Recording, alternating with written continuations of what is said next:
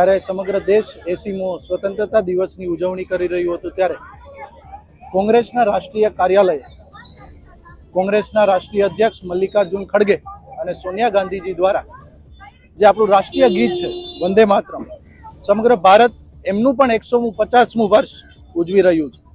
આજ અંતર્ગત ભારતીય જનતા યુવા મોરચા ગુજરાત પ્રદેશ દ્વારા વંદે માતરમ યુવા ઉદ્ઘોષ અભિયાન અંતર્ગત દરેક શહેરોમાં યુવાઓ આ વંદે માતરમનું જે પૂર્ણ સંસ્કરણ છે એમને કંઠસ્થ કરે એ માટે પ્રતિયોગિતા અને સ્પર્ધાત્મક આયોજનો પણ કરવામાં આવી રહ્યા છે। ત્યારે સમગ્ર દેશ જ્યારે 150મું વંદે માતરમ જે આપણું ગાન છે એની ઉજવણી કરી રહ્યું હોય અને એક બાજુ જ્યારે કોંગ્રેસના રાષ્ટ્રીય કાર્યાલય ખાતે એમના રાષ્ટ્રીય અધ્યક્ષ મલ્લિકાર્જુન ખડગે અને સોનિયા ગાંધી દ્વારા ચાલુ રાષ્ટ્રગાને એમનું બંધ કરાવવાના પ્રયત્નો થાય અને સમગ્ર દેશ આ વિડીયો અને આ ક્લિપ જોઈ રહ્યો હોય અને હળહળ જ્યારે અપમાન થતું હોય ત્યારે એક રાષ્ટ્રવાદી કાર્યકર્તા, રાષ્ટ્રવાદી યુવાન એ દરેક રસ્તાઓ ઉપર ઉતરીને અત્યારે વિરોધ પ્રદર્શનો કરી રહ્યા છે। 15મી ઓગસ્ટે કોંગ્રેસના મુખ્યાલય પર જે રીતે વંદે માતરમનું ગીત ચાલતું હતું, ગવાતું હતું અને એ જ દરમિયાન સોનિયા ગાંધીએ વંદે માતરમ ગીત રોકવાનો પ્રયાસ કર્યો, ખડગેજીએ પણ રોકવાનો પ્રયાસ કર્યો। રાહુલ ગાંધી જ્યારે વંદે માતરમનું ગીત ચાલતું હતું ત્યારે સાવધાનની સ્થિતિમાં નહીં પણ આમ તેમ ફાફા મારતા હોય એ પ્રકારે એ દ્રશ્યો જોવા મળ્યા। આ વંદે માતરમ ગીતનું ઘોર અપમાન કર્યું છે। વંદે માતરમનો અર્થ શું થાય? માતૃભૂમિને વંદન।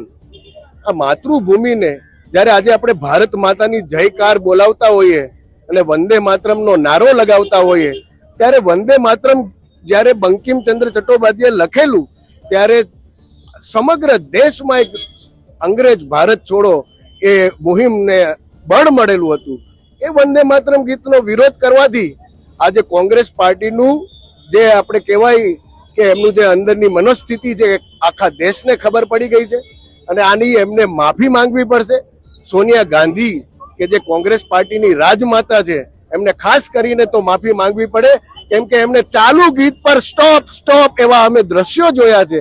આ દેશનું ઘોર અપમાન કર્યું છે। જ્યારે 80 વર્ષ પછી લાલ કિલ્લાની પ્રાચીર પરથી આ વંદે માતરમનું ગીત ગવાયું હોય અને જ્યારે સંસદમાં એનું બિલ પાસ થયું હોય ત્યારબાદ એ કાનૂન બનેલું છે કે આ અપમાન કરનારને મોટામાં મોટી સજા થશે। હવે જે સજા થશે તો જોયું જશે, પણ કોંગ્રેસ પાર્ટીએ આની માફી માંગવી પડશે, નહીં તો આ દેશના દેશભક્તો યુવાનો દરેક જગ્યાએ પર સડકો પર ઉતરીને અમે તો આજે કોંગ્રેસ પાર્ટીના કાર્યાલય પર જઈને કોંગ્રેસ પાર્ટી અને એની રાજમાતાએ માફી માંગે એવી માંગણી કરી છે। અને આ લોકો ભગવાન રામથી લઈને માતૃભૂમિ સુધીનો વિરોધ આજે એ લોકોએ કરી ચૂક્યા છે। એટલે કોંગ્રેસ પાર્ટીમાંથી જે ઇટલીથી જે સોનિયા ગાંધી આવ્યા છે એનું અંદરનું જે દિલ શું બોલે છે એ કાલે આખા દેશે નરી આંખે કેમેરામાં જોઈ લીધું છે।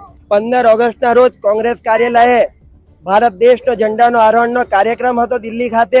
ત્યાં સોનિયા ગાંધી, રાહુલ ગાંધી અને કોંગ્રેસના મોટા નેતાઓની હાજરીમાં વંદે માતરમ ગાનનો એમને જે પ્રકારે વિરોધ કર્યો છે એના માટે યુવા મોરચાનો કાર્યકર્તા આજે સમગ્ર દેશમાં, રાજ્યમાં અને સુરતમાં વિરોધ પ્રદર્શન કરી રહ્યો છે।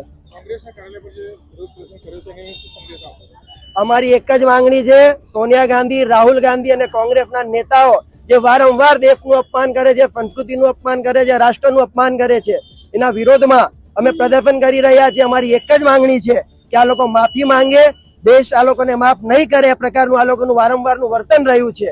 અમારી એક જ માંગણી છે કે આ લોકો માફી માંગે।